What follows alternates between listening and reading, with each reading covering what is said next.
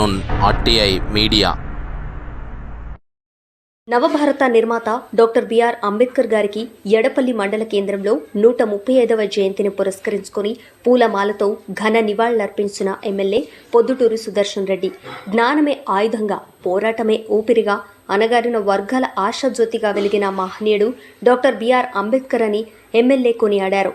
భారతదేశానికి ప్రపంచంలోనే అత్యున్నతమైన రాజ్యాంగాన్ని అందించి ప్రతి పౌరుడికి స్వేచ్ఛ, సమానత్వం మరియు సౌభ్రాతృత్వాన్ని ప్రసాదించిన ఘనత ఆయనదే. కుల వివక్షకు వ్యతిరేకంగా ఆయన చేసిన పోరాటం, మహిళా సాధికారత కోసం ఆయన పడ్డ తపన నేటి తరానికి ఆదర్శం. చదువుకో, సంఘటితమ్మవు, పోరాడు అన్న ఆయన నినాదం ఎప్పటికీ స్ఫూర్తిదాయకమే. దేశం గర్వించదగ్గ ఆ మేధావి ఆశయాలను స్మరించుకుంటూ సమసమాజ స్థాపన కోసం మనమంతా పునరంకితమవుదాం అని ఎమ్మెల్యే యువతకు సూచించారు. భారత రాజ్యాంగ పితామహుడు, నవభారత శిల్పి డాక్టర్ భీమ్రావ్ రామ్జీ అంబేద్కర్ అని బీఎస్పీ రాష్ట్ర నాయకుడు అడ్వకేట్ ఈశ్వర్ అన్నారు.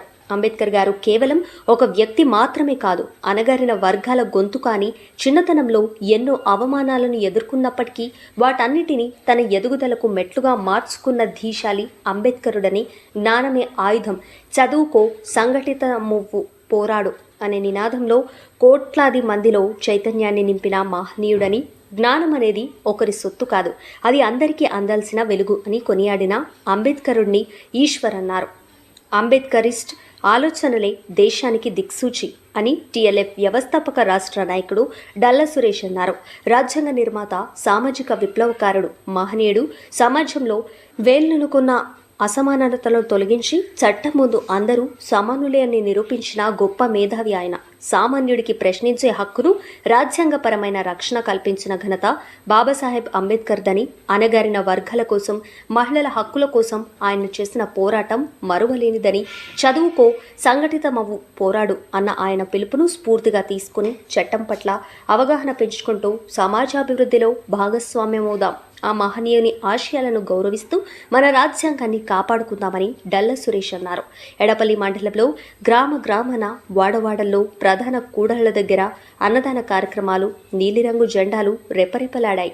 ఇటీ కార్యక్రమంలో కాంగ్రెస్ పార్టీ మండల అధ్యక్షుడు పులి శ్రీనివాస్, కాంగ్రెస్ సీనియర్ నాయకులు శంకర్ నాయుడు, బంజకామప్ప, పోల మల్కారెడ్డి, ఎడపల్లి ఉప సర్పంచ్ మజ్కూరి గంగాధర్, కిసాన్ కేత్ మండల అధ్యక్షుడు ప్రసాద్, నాయకులు పోచారం రవి, జాన్కంపేట కిషన్ గౌడ్, విజయ్ గౌడ్, వాగ్మారి సురేష్, మల్లెపుల శ్రీనివాస్, బొబ్బెలి శ్రీనివాస్, పేట గంగాధర్, మైదాన్ ప్రతాప్ రెడ్డి, దల్లా చిరు, పురం రాజశేఖర్, కట్టర్ శ్రీకాంత్, జగ్గరి మోహన్, రత్నాకర్ రెడ్డి, నవీన్ మరియు మండలంలోని సర్పంచ్లు, నాయకులు, సామాజికవేత్తలు, యువకులు పెద్ద మొత్తంలో అంబేద్కర్ జయంతి వేడుకలు జరుపుకున్నారు.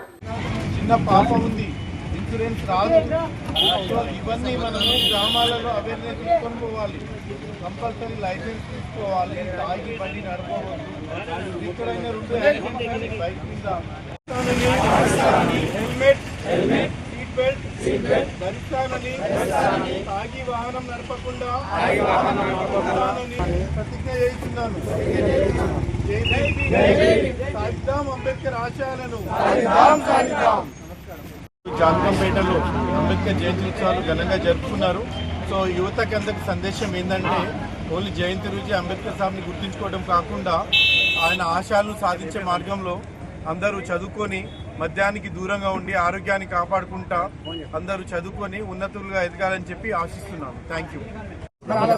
జై భీమ్. జై భీమ్. డాక్టర్ బాబాసాహెబ్ అంబేద్కర్ గారి యొక్క 135 జయంతి శుభాకాంక్షలు అందరికీ తెలియజేస్తూ ఉన్నాము. ఈరోజు సాటాపూర్ గేట్ వేదికన అందరికీ, ఈ బోధన్ డివిజన్ ఉన్నటువంటి రెంజల్ మండల్, ఎడపల్లి మండలం ఉన్నటువంటి అందరికీ, ఎస్సీ ఎస్టీ బీసీ మైనారిటీ సోదరులు అందరికీ కూడా బాబాసాహెబ్ అంబేద్కర్ యొక్క జయంతి శుభాకాంక్షలు తెలియజేసుకుంటూ, మిత్రులు ఏదైతే ఈరోజు అన్ని రంగాల్లో కూడా ఎస్సీ ఎస్టీ బీసీ సోదరులు అందరూ కూడా రాజకీయ రంగం కావచ్చు, ఆర్థిక రంగంలో కావచ్చు, పారిశ్రామిక రంగంలో కావచ్చు, అన్ని రంగాల్లో ఈరోజు ముందుండి అందరూ అభివృద్ధి దశలో ఉన్నారు. కాబట్టి అభివృద్ధి దశలో ఉండడానికి కారణం డాక్టర్ బాబాసాహెబ్ అంబేద్కర్ విషయాన్ని ప్రతి ఒక్కరు మర్చిపోకుండా ఆలోచన చేయాలని కోరుతా ఉన్నాము.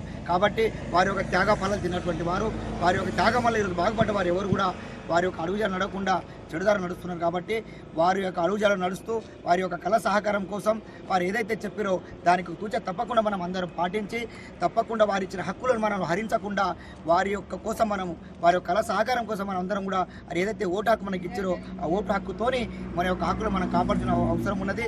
వారు ఏదైతే కళలు కన్నటువంటి మహిళలు కళలు కన్నటువంటి బహుజన రాజ్యాధికారం కోసం ప్రతి ఒక్కరు మనం ప్రయత్నం చేయాల్సిన అవసరం ఉన్నది. కాబట్టి మనం వారి ఇచ్చిన హక్కుల కోసం మనం ఈరోజు వారి ఇచ్చిన ఓటు హక్కును కానీ వారి ఇచ్చిన రిజర్వేషన్ కానీ మనం ఉపయోగించుకుంటున్నాము. తర్వాత మనం అందరం కూడా ఈరోజు వారి యొక్క అడుగు బాటల్లో కానీ వారి యొక్క కళాశాఖలు ఎవరు కూడా పనిచేయలేదు కాబట్టి కనీసం ఇప్పటికన్నా 130 సంవత్సరాలు అయిపోయింది డాక్టర్ బాబాసాహెబ్ మన కోసం ఈరోజు చనిపోయి. కాబట్టి వారి యొక్క 30 సంవత్సరాల జయంతి సందర్భంగా అందరం శపథం చేసుకోవాల్సిన అవసరం ఉన్నది. ప్రతి ఒక్కరూ తప్పకుండా వారి యొక్క కళ సహకారం కోసం వారు రాసిచ్చినటువంటి రాజ్యాంగం ఈరోజు ప్రమాదంలో ఉంది కాబట్టి దాని రక్షణ కోసం పనిచేయాలని చెప్పేసి ప్రతి ఒక్కరు కూడా ఈ జయంతి సందర్భంగా అందరికీ సవినయంగా మనం చేస్తా ఉన్నాము. మిత్రులను ఎవరు కూడా వారి యొక్క త్యాగాలను కానీ వారు చేసినటువంటి ఈరోజు చేసినటువంటి వారి త్యాగ ఫలితాలు కానీ మనము మర్చిపోకుండా ఉండాలని చెప్పేసి అందరికీ మనం చేస్తూ కోరుతా ఉన్నాం. జై భీమ్, జై భారత్.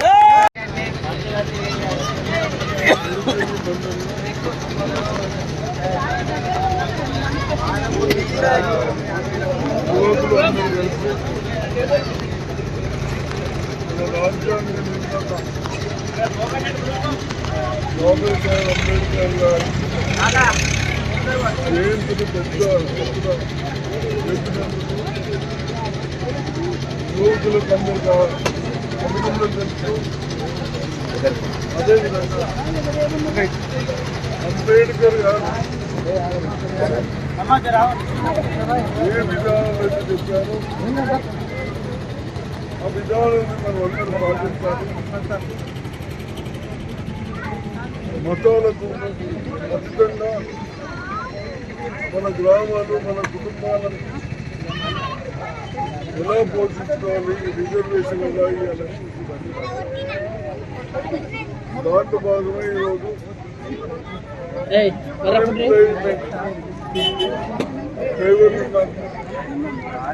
మంచి కొత్త వ్యాన్లు కొని ఆ డ్రైవర్లు వాళ్ళని మున్సిపాలిటీలో నడిపించుకుని ముందుకు వచ్చిన 4-5 డ్రైవర్లు కూడా వ్యాన్లు ఎన్రోల్ చేస్తున్నారు. అంటే వారు చెప్పిన విధానంలో మనం నడుచుకుంటున్నాం కాబట్టి ఈ దాంట్లో కూడా